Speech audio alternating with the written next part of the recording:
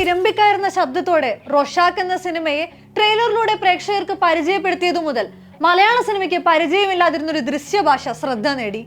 ഒട്ടും കളർഫുൾ അല്ലാത്ത നിഗൂഢമായ ഷോട്ടുകൾ, മരണവീട്ടിൽ കറുത്ത കോട്ടും സൂട്ടും ഷൂസും ഇട്ട് വെള്ള പുതച്ചെത്തുന്ന ദേഹവും കാത്ത ആ വീട്ടുമുറ്റത്തിരിക്കുന്ന പാറക്കെട്ടിന്റെ രൂപമില്ലാത്ത രൂപങ്ങൾക്കിടയിൽ മുട്ടുമടക്കി കിടക്കുന്ന തലകീഴായി നിർത്തിയ തലയോട്ടിക്കുള്ളിലേക്ക് ഒരു സിഗരറ്റ് കുറ്റി കുത്തിക്കെടുത്തുന്ന പണി തീരാത്ത വീടിന്റെ പരുക്കൻ ചുമരുകളിലേക്ക് പുറത്തെ വഴിവിളക്കിൽ നിന്ന് വിളിക്കാതെ കയറി വന്ന വെളിച്ചത്തിൽ മരണപ്പെട്ട ദിലീപിനോട് നേർക്കുനേർ നിന്ന് കയ്യൂക്ക് കാണിക്കുന്ന ലൂക്ക് തിയേറ്ററിലും തുടർ കാഴ്ചകളിലും പ്രേക്ഷകനെ വിസ്മയിച്ച ദൃശ്യങ്ങളായിരുന്നു.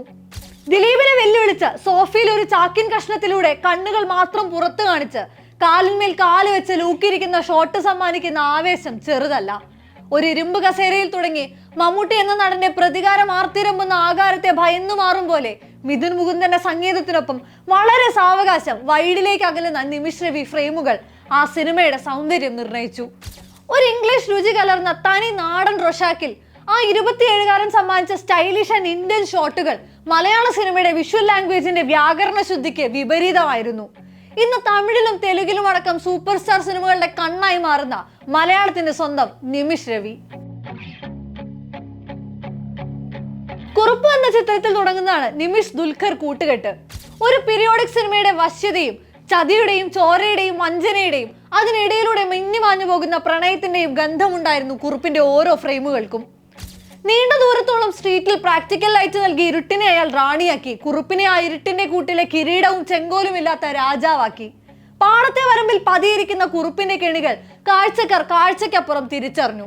സ്റ്റൈലിഷായി ഒരുക്കിയെടുത്ത ആ ചിത്രത്തിൽ ശരിക്കും കുറുപ്പിനെ പോലും കബളിപ്പിക്കുന്ന മായാജാലക്കാരനായി നിമിഷ്. ഷൂട്ട് ചെയ്യുമ്പോൾ ആ ടെക്നീഷ്യൻ അവിടെ ഉണ്ടെന്ന് തന്നെ തോന്നില്ല. നമ്മൾ അറിയാതെ തന്നെ അയാൾ നമ്മളെ ഒപ്പിയെടുക്കും. ഒരു ആക്ടറെ സംബന്ധിച്ചിടത്തോളം അത് നൽകുന്ന കംഫർട്ട് വലുതാണെന്ന് ദുൽഖർ തന്നെ പറഞ്ഞിട്ടുണ്ട്.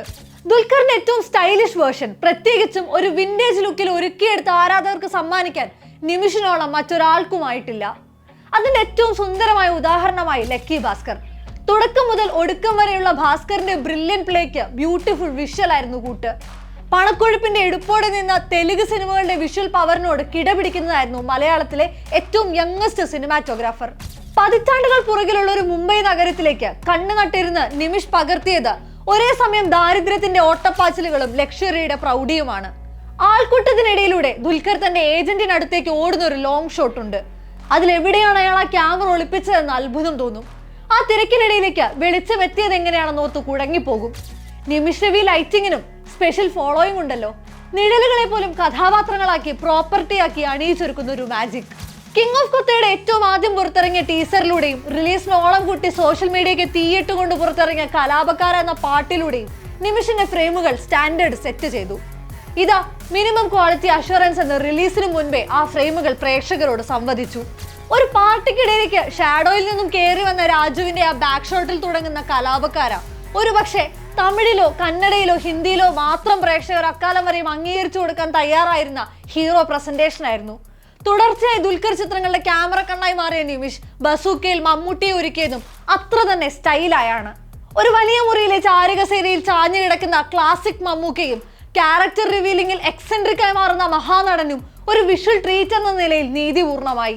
കോളേജ് പഠനകാലത്ത് തന്നെ കയ്യിലുണ്ടായിരുന്ന ക്യാമറയും എടുത്ത് ഷോർട്ട് ഫിലിമുകൾക്ക് പുറകെ നടന്ന നിമിഷ് ഇംഗ്ലീഷ് സിനിമകളിലേതുപോലെ കപ്പലുകളിലും ഹെലികോപ്റ്ററുകളിലും വമ്പൻ പടങ്ങൾക്ക് വേണ്ടി ഷോട്ടുകൾ എടുക്കുന്നത് സ്വപ്നം കണ്ടു.